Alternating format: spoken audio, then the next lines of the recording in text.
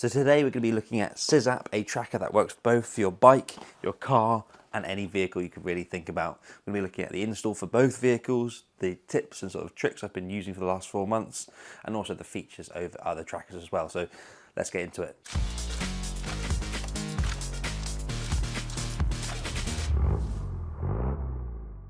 So let's take a look in the box then. As you can see by the packaging, it's quite a motorcycle oriented product, but I actually really sort of prominently wanted it for Boris, and I thought it'd be great for the Bonneville as well. We've got a bit of a seal there, so let's get that open. So there's a connection guide, nice and easy for the product, and there is the unit itself. There was an extra piece that went around it, but it did tell you the code for the IMEI on it. So now we've got it out of the box and we've got the instructions there. We're going to take a look at the installation on Boris first, and also some tips and tricks after using it for a few months on positioning, placement, and a few tips for safety as well. We'll come back to look at the features and the benefits of using it that I've experienced over the last 4 months, and then we'll come back to the Bonneville and install it on there as well. So I actually did do a sort of temporary install a little while ago, just for our Scotland trip, and I've had it in ever since. I'd say that's been in for a few months now.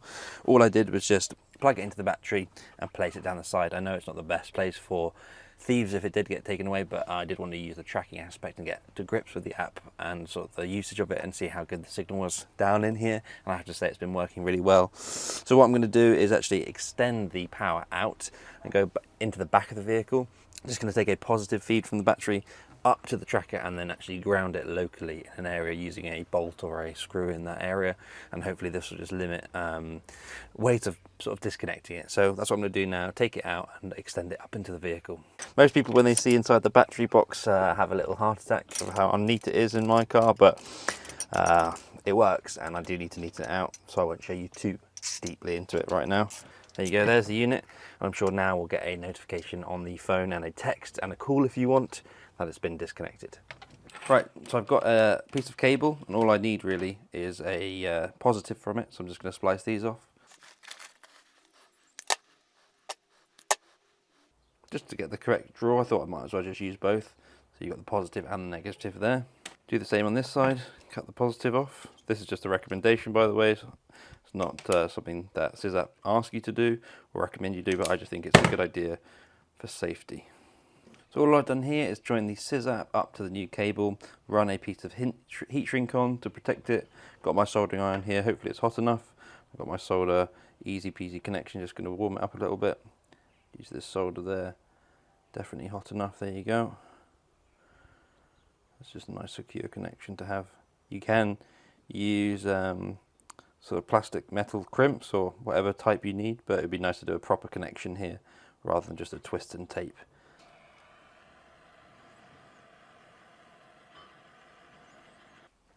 So now once you're done, you've got your standard wiring all the way to about there, and you've got your negative there, which you can ground locally to wherever you're mounting that, which is what I'm going to do. And then you've got the sort of cable all the way down to the battery for the positive. And it just separates it a little bit. I mean, you haven't got two cables running up. I know it doesn't mean all that much to do that, but I just feel like it might be safer and also a good idea. Means there's less to go wrong.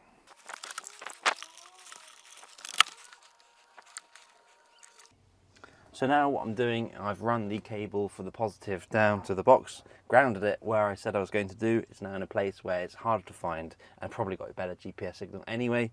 Slightly higher up in the car, and that means if there's any movement, it's accentuated up there. It means if it's even touched, it'll send you an alert. So now I'm just going to do up the positive, check the app and make sure it's all back connected again. Right then, so I thought I'd just go over the features and comparing it to other trackers that I've used in the past, and also sort of any hints and tips into the sort of use of it for the last few months. Sizzapp is a one-off cost. You've got different varying units. Some are OBD, some are smaller, some are bigger, so do take a look on their website, and the cost you see there is the cost you get, which is really nice. You don't have incurring things over and over. It's the same with different vehicles. Let's say if you want to buy one, you just chuck it on and it'll work. It uses a 4G signal to send it, and as long as you've got a signal, it's going to work, and you don't have to be paying for it, which is absolutely fantastic. What I like about Sizzapp over the previous tracker I used is that it's very much more user-oriented. You are in control of it completely. If you do have an alert, you can stay on top of the tracking, get in touch with the police, and you can follow the vehicle if it is being stolen.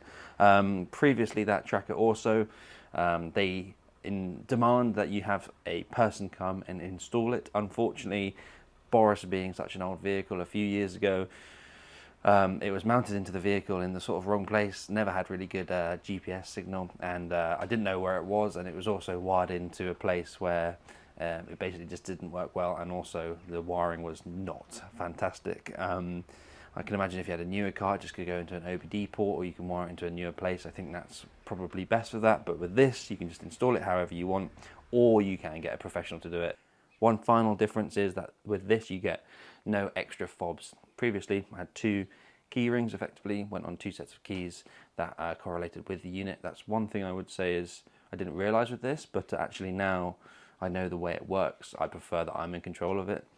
Basically, anytime Boris became disconnected from the battery in a garage, you get a call. If there's any movement, you get a call from them, and you have to answer to tell them that it is safe, effectively. I guess that is an extra layer of protection, but I do prefer this, that it's all down to you, and you know where it is exactly, and there's not people looking at it the whole time. It's just for you to keep on top of, which is really nice. This also means that if there is any movement without the ignition on, you get a notification. You can turn that off in the app. There's a guarded mode. You can turn it off if you know you're going to be, I don't know, working on it, let's say in a garage, or moving it around quite a bit. You can turn that off, and then it stops the notifications, but it is just coming to you. And as you are on top of your own vehicle, you've got the app to use. You can do pretty much anything in there. It's not just safety, it's also sort of enthusiast app as well. You can see the miles you've done, the journeys you've done. You can sort of customize it per trip. For example, the Scotland trip, I could look for the entire 2 weeks we went, and then I could screenshot that and share that if I wanted.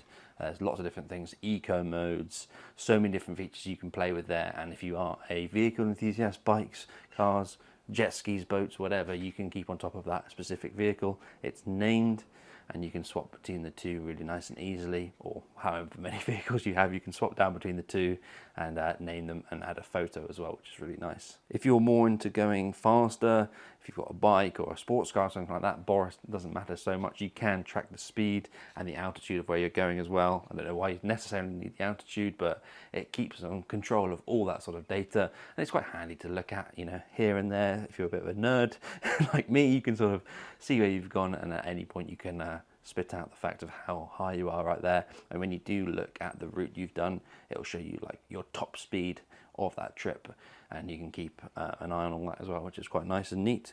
One feature that I did learn myself from using Boris was a low battery alert. It always says the battery is quite low for some reason. Maybe you need to calibrate the battery for the device.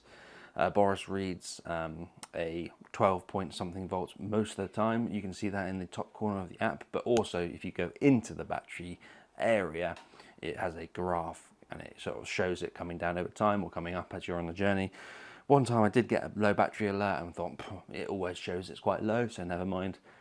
Went over to get Boris after a few weeks of not using it, and it was flat completely. Jump starting it didn't work, charging it up didn't work, so we had to push it back, which was very difficult, and bump it. But if I had actually listened to that, I could have taken a proper jump back over, or just been aware of it and gone and sorted it early, because this was very early in the morning before an event, and it was a little bit nerve-wracking. So that low battery alert is really handy, so do listen to it if you do get one of these. Final 2 bits that are specific to Sizzapp is that you can sort of customize the way you're notified, be it call, text, or notification, and as per each thing, like movement or battery disconnection or crash detection, geofencing, you can also sort of put a ring around where you want it to be. You can customize any 3 of those and any one of those you want, text, notification, or call, which is really nice. And finally, I have been in contact with them through Instagram and emails, and the customer service team seem to be really friendly as well. It's always nice to know, especially in the past, I've not had the best experiences before, so really nice to know that you've got a real human being on the other end that can answer questions and know the business in and out. So I think that's pretty much it from me. That's the sort of key points I wanted to get across. Using it for the last 3 months has been really handy, and I've sort of seen the differences between the 2 trackers that I've used and now with Sizzapp, which is absolutely fantastic, and I'm really happy with the solution, and I'm glad that I'm in control of it and it's sort of left to me, and I haven't got future payments coming up. So next up, we're going to do the install on the Bonneville, so let's skip back a few days and move on to that. Right, so last but not least, as it's a multi-vehicle tracker, you can put it on pretty much anything you want as it's waterproof. We're going to take a look at the bike. Sorry about the mess on top here. The most simple way to do it will just be to plug it into the battery and then find a place on the bike. A similar way to how I did it on Boris would be to maybe extend the cable if you need to. I reckon on here we're going to not need to. On Boris, you might want to extend the cable on a bigger vehicle to sort of run it out to hide it, maybe have a bit more signal. But on this one, I don't think we're going to have to extend the cables. So it makes it a little bit easier on this, but the thing will be hiding it in a nice, neat spot. So you get an idea of the size.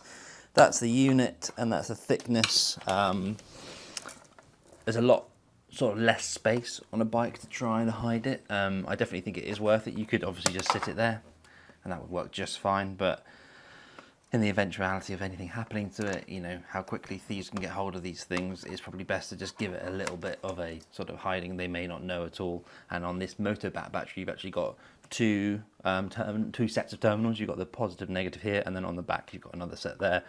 I've got the heated grips, I've got a quad lock charger, and now I'm going to have the Sizzapp, so it does sort of help having that multiple set of them like that.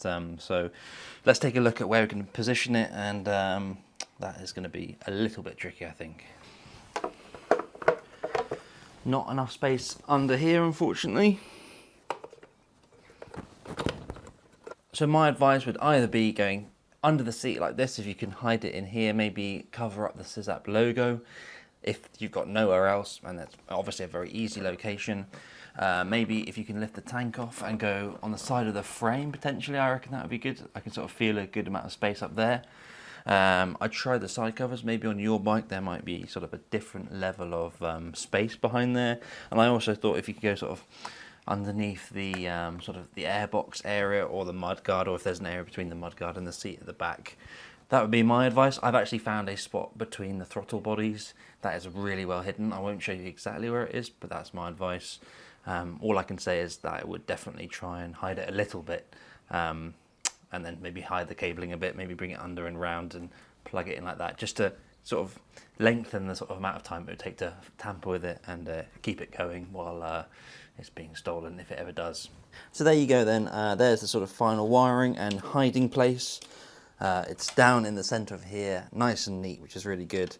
The wires come up and around quite in a sort of OEM fashion. Obviously you've got the red and black ends here. You could cover those up if you wanted a little bit, but those are fine for me. I'm going to be plugging them in the back, and then I'm going to tuck it all down nice and neatly. So let's take a look at that. So as you can see, as I said, you've got two sets of terminals there and there. So you need a Phillips for these ones. I'm just going to loosen them off here nicely. There we go. Only got one thing on the back here so far, so this is a perfect place to put it. Underneath there. Not sure if you can quite see that. Sorry if you can't.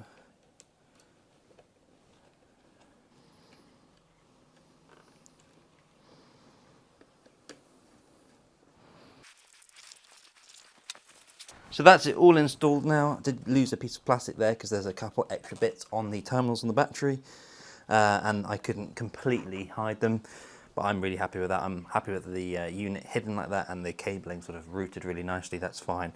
Obviously anyone can disconnect the battery, so we've done our best, and I think it would hinder things. I'm pretty confident that that's all gone well, unless it's plugged in the wrong way around in the actual unit, which I can change. So what I'm going to do next is plug in, put the seat back in and on, and then we can look at the actual unit and powering it on. So right, now the physical installation is done on the bike. The seat's back on, you wouldn't even know, which is absolutely fantastic, which I really like. And the unit, very well hidden. And even if you did see it, you might just think it's a part of the bike. So that is really fantastic as well. Here I've got the instructions that came with the bike, and it says download the Sizzapp app, which I've got already. You can get it on Play Store or on the App Store, depending on what phone you have. Connect the device to the app by writing the IMEI. That is on that piece of card that surrounds the actual units on this side. I won't show you that. I lost this with the Boris install. I had to take the unit apart, look inside on the chip, and it said it on there as well. Try and keep that. You've got it there as well, so that's a 15-digit code. After connecting the device to your vehicle, please ride it outside for a while to make sure everything works correctly. correctly, which is a good idea, definitely. I just wanted to show this sort of whole setup phase because obviously we did look into the features and benefits and subscription or lack of subscription on Boris earlier, but I just thought for anyone who's starting it all now, it's nice to have a instant initialization video. A little bit hard for me to say. So hopefully right here you have a sort of recording of my phone.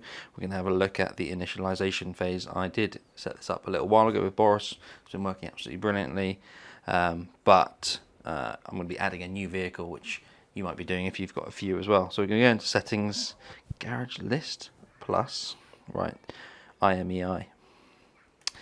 Right, I'm going to write that down. It's going to be hard for me to try and talk while writing down a number. I'm just gonna waffle randomly. It's really handy they actually do put this on this piece of paper. I'm annoyed that I didn't see that the first time, really. We're gonna go Bonnie, got it. Model is Bonneville. Plate number is WJ63. Sport, Adventure Bobber, Cafe Racer, Cruiser, Naked Enduro, Cafe Racer. Not really a cafe racer, but I like that you can do that. Dashboard picture. I'm gonna go add picture. Okay, finally, there you go. Got a picture of the bike up there. Custom, add, there you go. Nice and easy. Let's see how we go with that. Just while I'm waiting for this to load up, I can see that I added Boris. It says on the 26th of March 24. So 4 months almost exactly. So it's a nice amount of time. I thought I would make sure to use the sort of unit for a while around Scotland, parking it up for a while, see if there's any battery drain, see what the battery monitoring is like, and get a real idea of the actual ins and outs of using it before bringing it to you. I did reach out to Sizzapp in the first place. They're not paying me to do any of this. I asked for a couple of units for the bike and for Boris, and they were very nice and were asking me to sort of share and spread the word of it. So this isn't paid, but I did get the units to test out, and I wouldn't put my name or word behind anything unless it's tested and it's something that actually I wanted in the first place, because I reached out to them. They didn't come to me.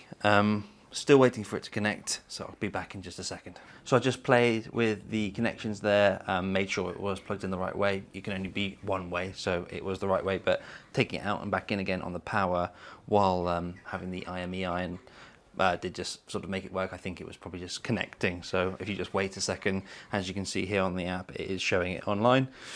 12.37 volts on the battery, and yeah, online. At the moment it says no location data. Obviously we're in the house and hasn't been out at all yet, so what I'm going to be doing in an hour or so is taking it out for a little spin and hopefully connect there, and I'll basically leave it there, but I will show you a little bit of the data as we go out on the bike later. I didn't actually get any footage from my first ride out, so here is some from the other day, but as you can see by the screenshots on the right, it connected up in a few seconds of being outside and has stayed connected ever since. I could track my ride as I had done with Boris, and I'm really enjoying using it with the Bonneville and can't wait to be using it in the future as well.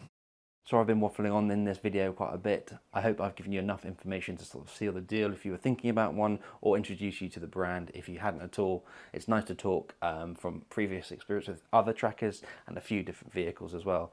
I hope you've enjoyed this video, and I'll see you in the next one.